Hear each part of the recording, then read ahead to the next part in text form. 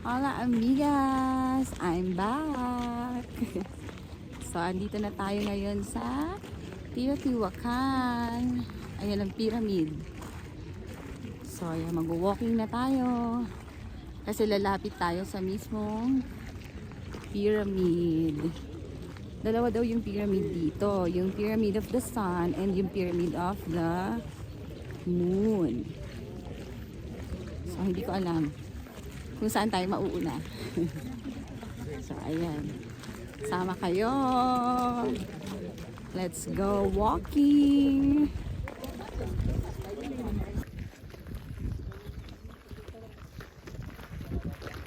Hindi ko lang alam kung pwede nang umakyat sa taas. Kasi sabi dati pwede.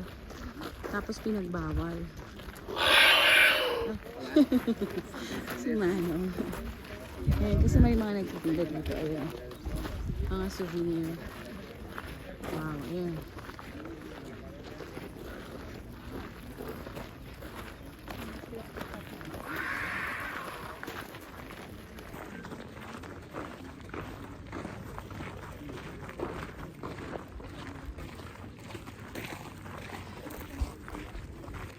Kaso di kita yung pyramid. Ito yung pyramid eh.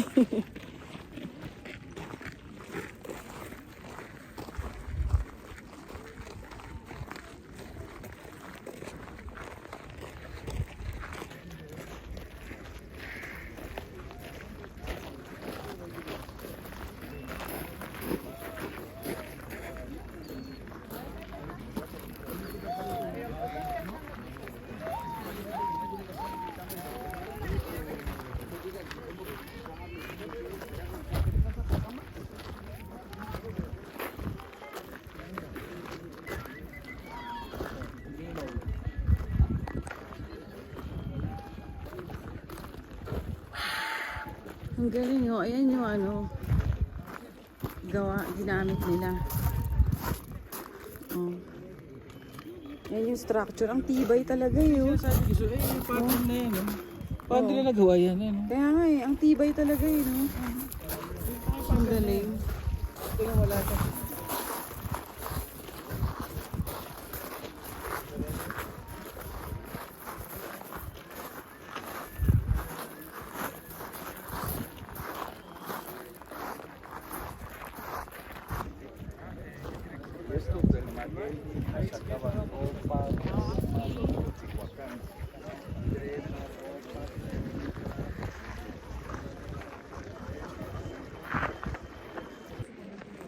Ayan amigas, ito ang Pyramid of the Sun.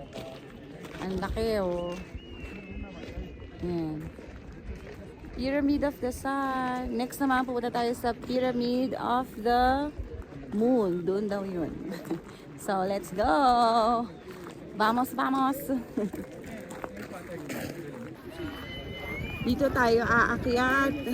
Tignan niyo yung mga steps. Ang liit-liit.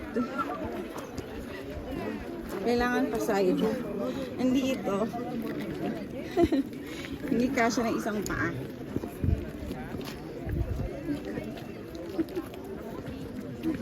Let's go.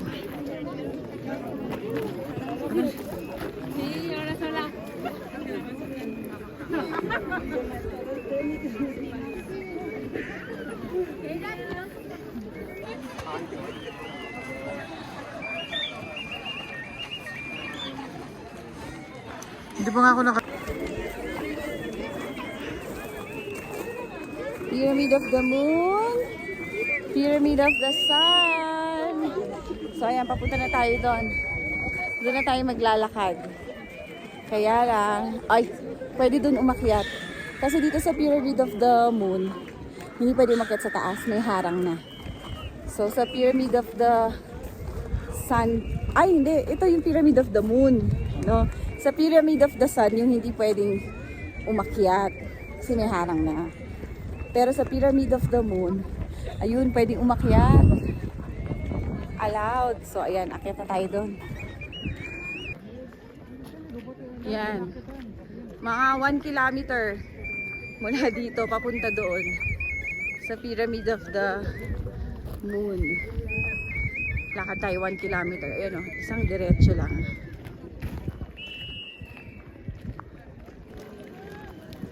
Ayan, malapit na tayo. Ayun na si Sander, iniwan tayo. Ayaw niya himiwalay dun sa guide. Oh, ayan. Bakit tayo dyan, mami?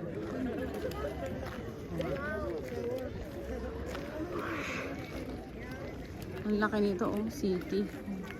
City daw ito dati. Tapos water to. Si river to. Oh. Ayan. Ayun si Sander. Sander! Si Sander Capybara. Ito ang 360 view. Ayan. Pyramid of the Moon. Tapos ayan, marami pa ditong iba. Pero maliliit lang.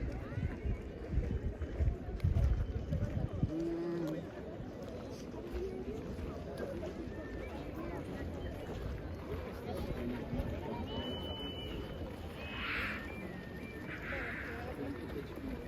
So, lakad tayo. Papunta doon. Hindi mo tayo ito.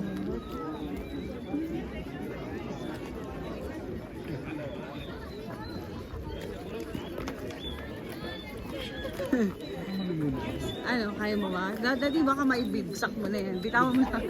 Nakaganyan ka pa rin. Oh my gosh, yung steps. Ang liliit.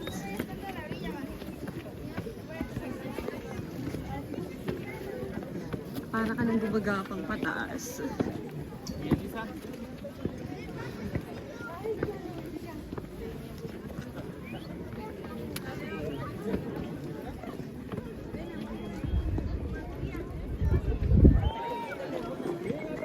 Nakakatakot. Parang nakakalula. Ang liliit ng steps eh. Tapos ang tarik.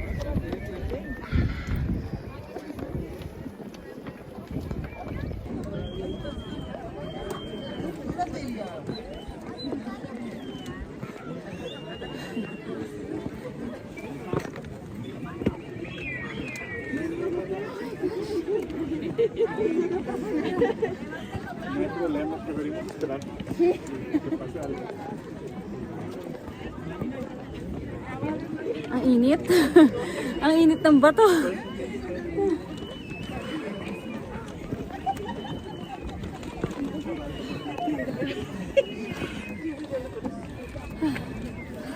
Tumitigil-tigil.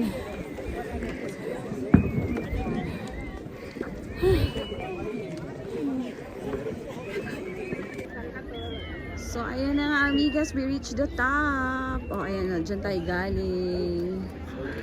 Ayan. Tapos, ayun ang Pyramid of the Sun. So, dito tayo nakatungtong sa Pyramid of the Moon. Yun yung ibang mga ano, maliliit na pyramids. Dati daw kasi yung ano, water. Tapos river. So, dyan sila nagbabangka. City daw to dati eh. Tapos yun nga. Dyan ang kanilang ano yan, trading, nagaganap ang trading na naka-boating sila. Nice, no?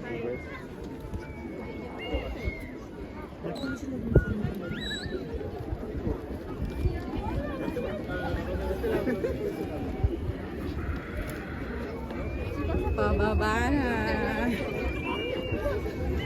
Oh my gosh, matarik. Podemos hacer es levantar.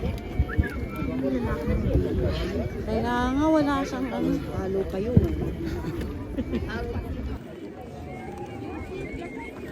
Habang mo tayong baby niya. Oh my God. Na-inspire tuloy ako. Kala ko nakatutok sa baba yung camera mo. Igual si quieren que la niña Hindi ko nga nakawag sa likod. Si Daddy nalulula yan. Tingnan mo. Kinakaskas yung puwet. Kinakaskas niya yung puwet. Kala mo, niya. kala mo ano. Tignan ko lang kung nakatimpot niya. Ay! Sorry! Nangyari? Natapakan ko yung Kinakaskas niya. Ano, kaya mo pa? Nalulula na siya!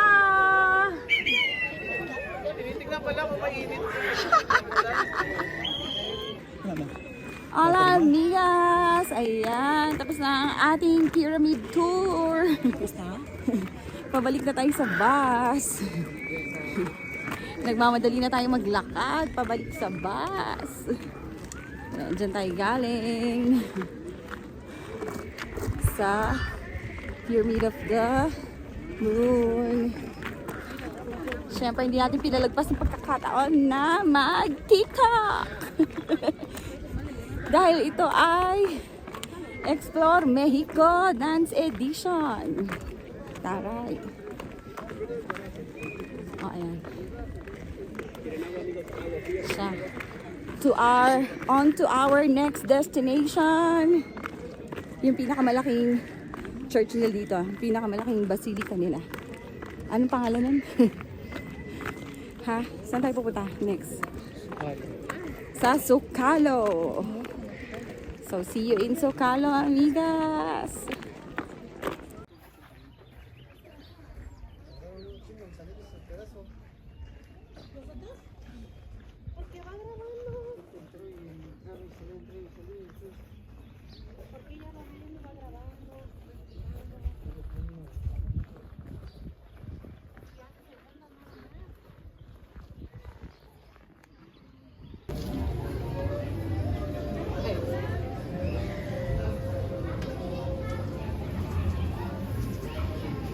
Dito tayo kakain ng lunch. Wow. Ang cozy ng lugar.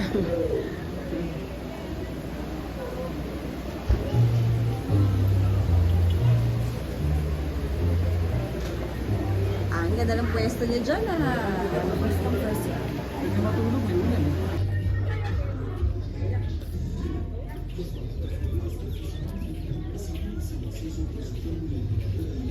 Yung mga kainan.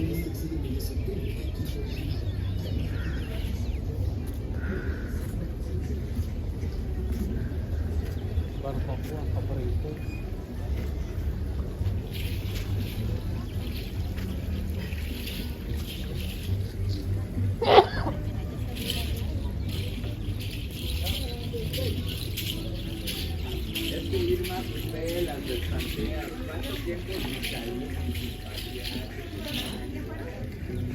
Isang hilera ng mga kainan.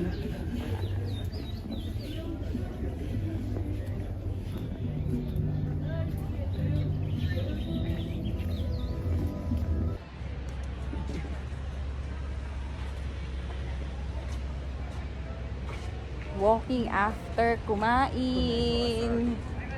Oh, ayan yung mga hilera ng mga restaurants dito sa Teotihuacan.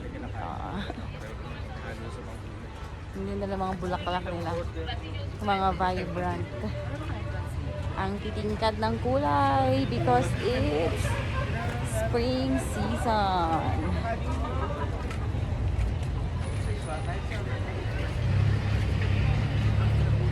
Malakad na namin doon.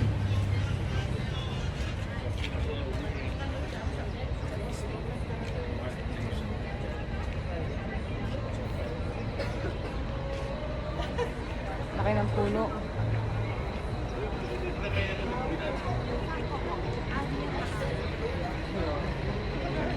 Ang init. Matindi yung sikip ng araw. Siyempre meron sila dito pag-Guadalupe. Guadalupe.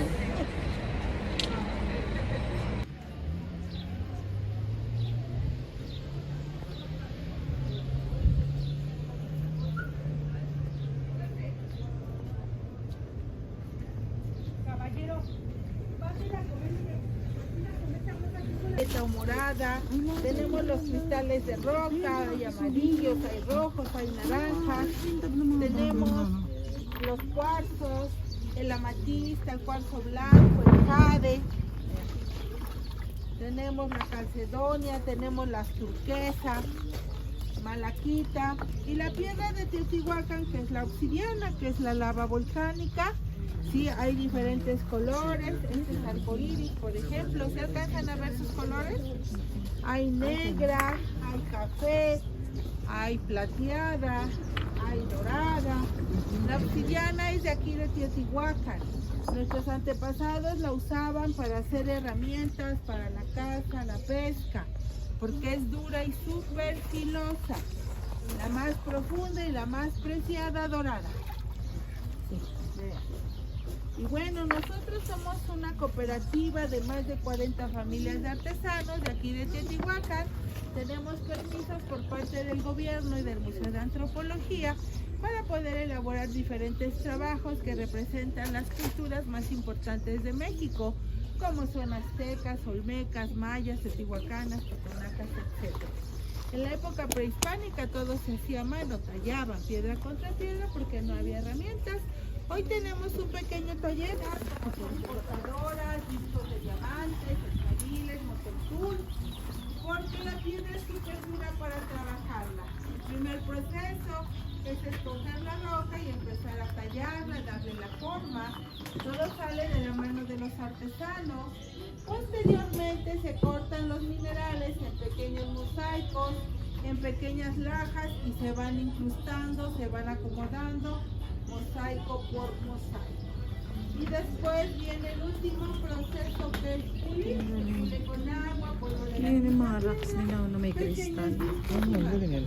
Tapos ito dito nila pinaprasa. Estos trabajos se llevan días, semanas, meses.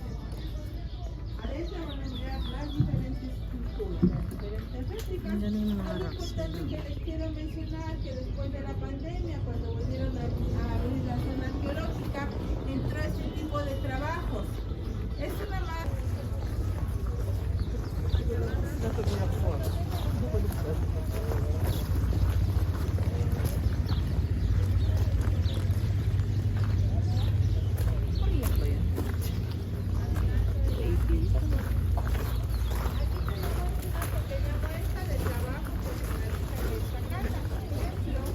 Aquí tenemos a la cultura de Teotihuacán, que viene representada por la máscara de la dualidad, la vida y la muerte. O tenemos aquí a los Azcaza. Vamos a finalizar con las bebidas, después tendrán tiempo de recorrer. Adelante, aquí hay un escalón, pasen por aquí ya empieza el trabajo, las tortillitas, los animalitos, las pirámides. Vengan de este lado. Vamos chicos, no se